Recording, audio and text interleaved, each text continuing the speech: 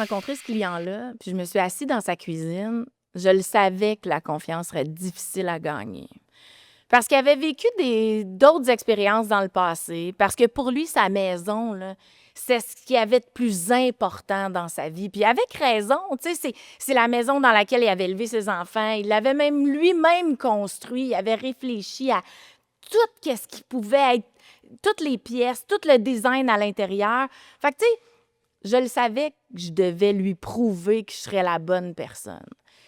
Fait que, mais ça, on s'en rend compte souvent juste quand on rencontre cette personne-là. Tu sais, on arrive préparé, on a notre dossier, on a fait notre évaluation de valeur marchande, on donne notre opinion aussi par rapport à la mise en marché, à la mise en valeur de la propriété, mais tu sais, cette fois-là, je vous dirais que ça m'a marqué parce que je sentais que je devais me prouver.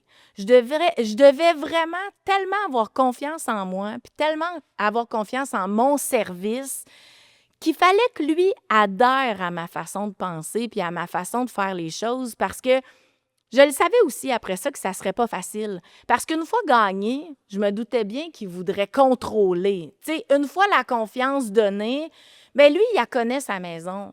Puis il veut me montrer comment bien faire ma job. Mais c'est là que la confiance fait toute la différence. Parce que une fois que j'ai démontré ma capacité, que j'ai expliqué les prochaines étapes, que j'ai expliqué le chemin par lequel on était pour passer, puis avec plusieurs scénarios, hein, c'est ça la clé du succès, c'est de faire un plan A, un plan B, un plan C, d'évaluer les différentes options. Ça diminue le niveau de stress parce que tout ça, c'est une question de...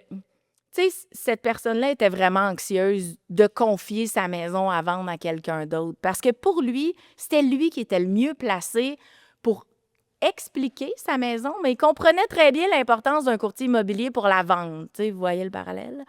Fait qu'une fois gagné sa confiance, j'ai eu le mandat, mais c'est là qu'il a fallu qu'on établisse un bon plan de match pour pas se piler sur les pieds dans la transaction. Parce que oui, la confiance était là, mais en même temps, il voulait me montrer comment faire ma job. Tu sais, il voulait me montrer comment faire des bonnes visites, comment faire une bonne mise en marché. J'ai été scrutée dans mes photos. Le texte, même chose, le choix de chacun des mots. Puis c'est correct le travail d'équipe, puis on veut créer cette belle relation-là entre courtier et client, mais en même temps, il ne faut pas que ça devienne contre-productif, tu sais, parce que les conseils, l'application des conseils, c'est super important, mais n'en demeure pas moins que l'expert reste le courtier immobilier. Puis c'est souvent de cette façon-là que le client peut se mettre les pieds dans les plats parce que lui va vouloir prendre en charge. Puis à un moment donné, il va arriver à la limite de ses capacités parce que l'expert, bien, c'est la personne en qui il a confié sa confiance justement pour le représenter dans la transaction. Fait que là, c'est là que, en tant que courtier immobilier, on vient établir un peu le plan de match puis dire, OK, monsieur le vendeur, là, à cette étape-ci, je vais avoir besoin de vous. Là, celle-là, c'est moi qui s'en charge. La négociation, la visite, la présentation de propriété, le marketing, ça, c'est à moi que vous allez confier la tâche. Par contre, je vais vous en confier une hyper importante, c'est de tenir la maison en ordre, impeccable. Ça va être votre tâche.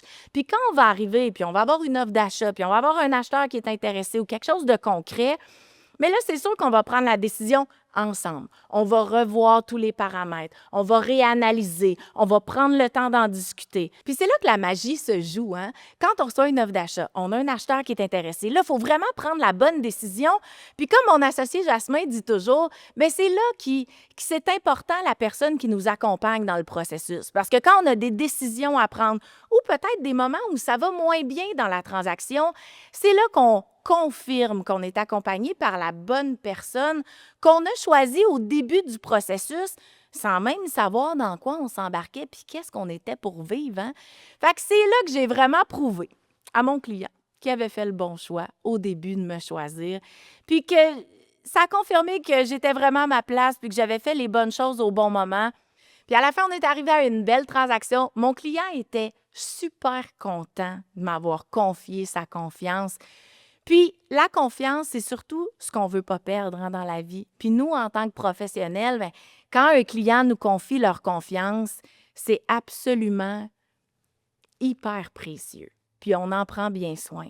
Fait qu'on va poursuivre tout au long de la transaction pour justement ne pas perdre cette confiance-là. Puis c'est ce que j'ai prouvé à mon client. Puis justement, à la fin de la transaction, ben, il était content. Merci d'avoir été avec nous pour cet épisode de Parlons Immobilier. Si vous aussi, vous vivez des situations, écrivez-nous. À bientôt.